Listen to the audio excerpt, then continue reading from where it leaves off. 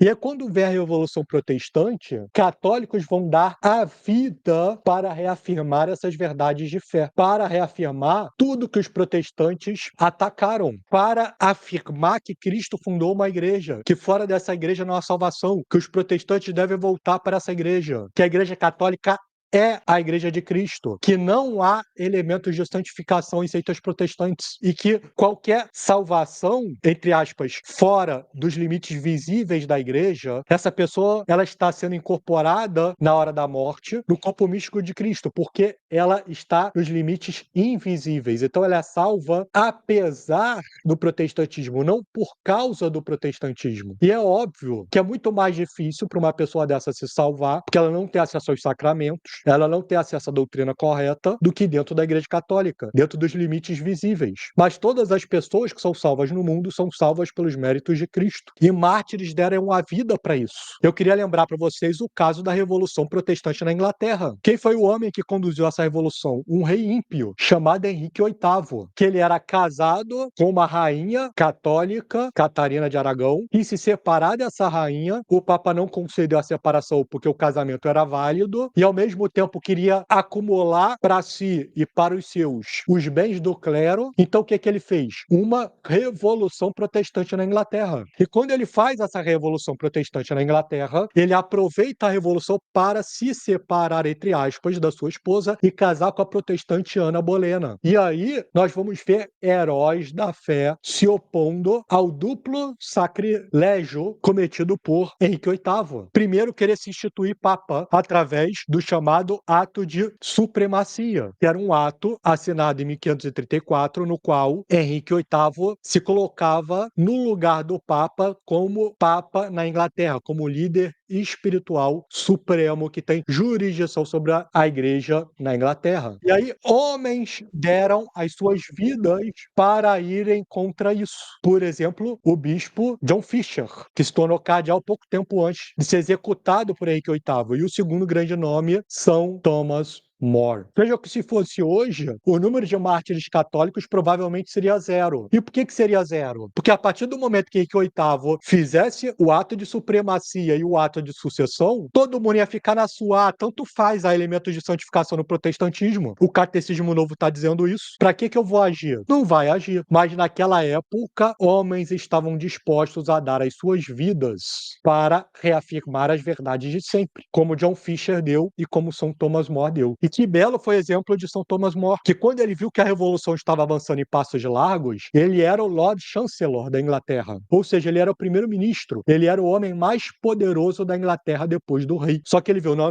eu não posso concordar com essa dupla perfídia, com o fato do rei querer se fazer papa e com o fato do rei querer se divorciar da sua esposa católica para casar com uma protestante. Ele abandona tudo e vai para sua fazenda. Só que ele era um homem tão importante em toda a Inglaterra que os protestantes não aceitaram isso. Foram buscá-lo na fazenda para obrigá-lo a jurar o ato de supremacia e o ato de sucessão. E aí ele foi esquivando, foi julgado por isso e acabou sendo condenado à morte. Por quê? Por não querer condescender com a ideia que Henrique VIII fosse o papa em suas terras e que ele viesse a se divorciar de uma rainha católica para casar com a sua amante protestante. Quando ele é condenado à morte, abre-se uma das páginas mais belas da história da igreja, porque Thomas More pede a palavra e aí ele finalmente fala tudo aquilo que estava entalado na garganta. Eu até traduzi as palavras dele, que eu extraí de um livro chamado Thomas More, A Lonely Voice Against the Power of State, do Peter Bergland. Esse livro tem no Kindle. Vejam as palavras de São Thomas More logo depois do veredito. Então, os juízes protestantes condenam São Thomas More à morte, e aí ele pede a palavra. E aí São Thomas More vai dizer: já que é óbvio que vocês estão prontos para me condenar, somente Deus sabe como, gostaria agora, para tranquilizar a minha consciência, de expressar de forma clara e aberta minha opinião sobre a acusação e sua legislação. A acusação é baseada em um ato do parlamento que está em contradição direta com as leis de Deus e sua Santa Igreja, cuja direção suprema, total ou parcialmente, nenhum soberano, em virtude de qualquer estatuto, pode reivindicar.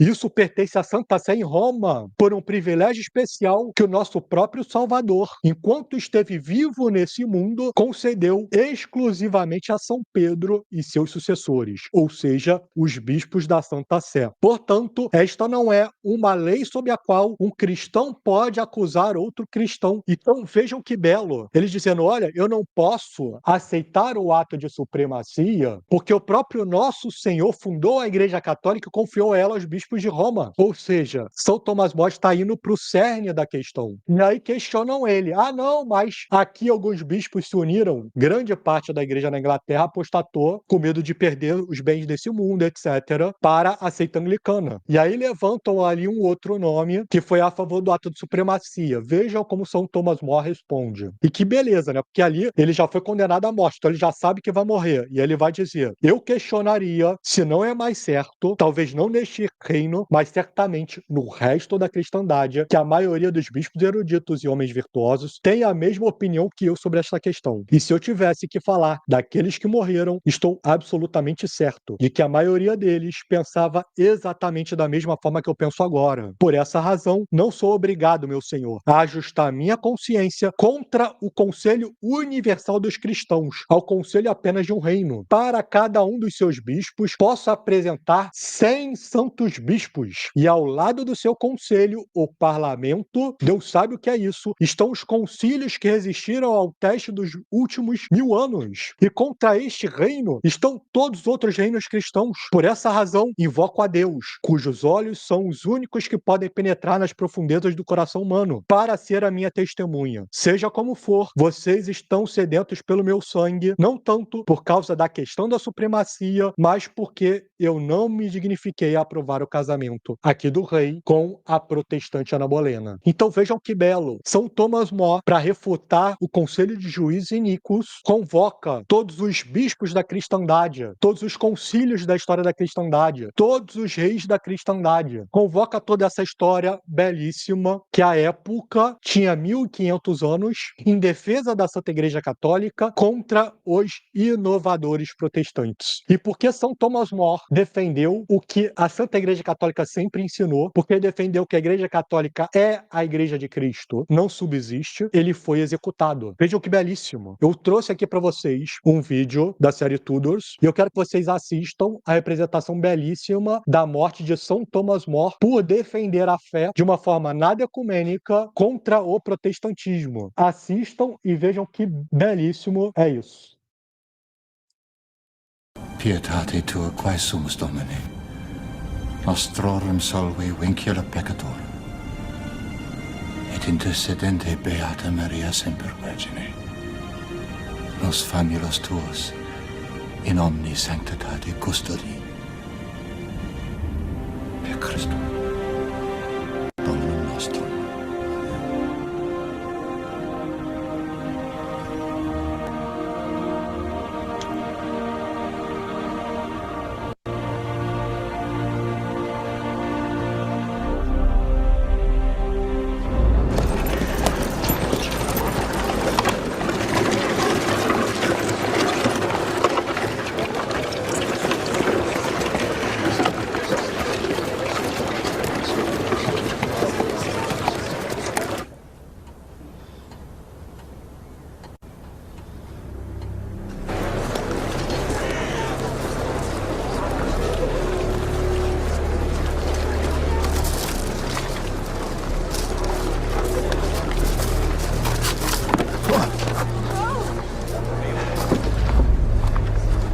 Humphrey. When I come down again, let me shift for myself as well as I can.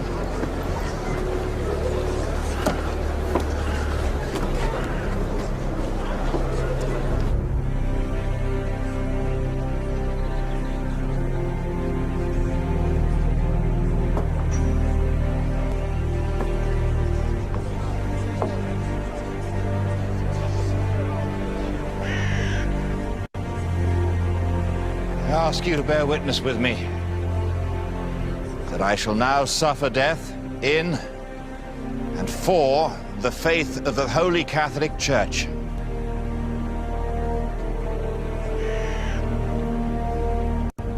I beg you earnestly to pray for the king. Tell him I died his good servant, but God's first.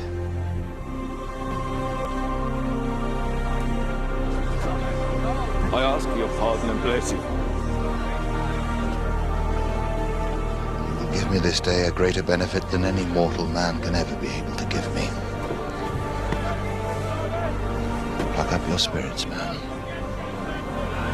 Be not afraid to do your office.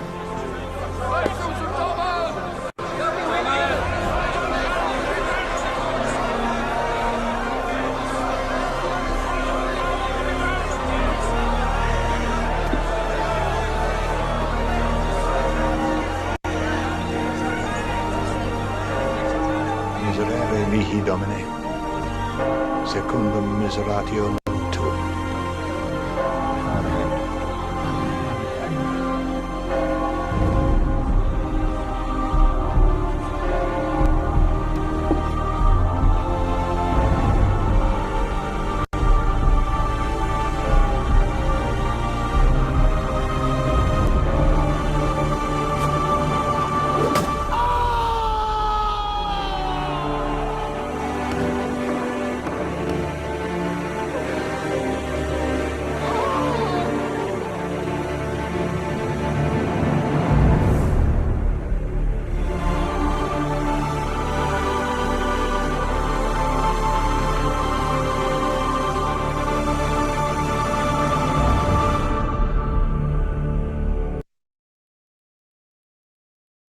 A gente tinha visto, impressionante, né? Então, vejam o heroísmo de São Thomas More. Tudo que ele faz, primeiro ele aceita deixar de ser primeiro-ministro, né, na época lá de Chancellor. Vão buscá-lo na sua fazenda para que jure os 2 atos de supremacia e sucessão. Ele se nega a jurar, o condenam à morte e após a condenação à morte, então ele diz tudo aquilo que deveria colocar, chama ao seu lado todos os concílios, os papas, todos os reinos cristãos contra aquele movimento herético que surgia na Inglaterra e então é executado.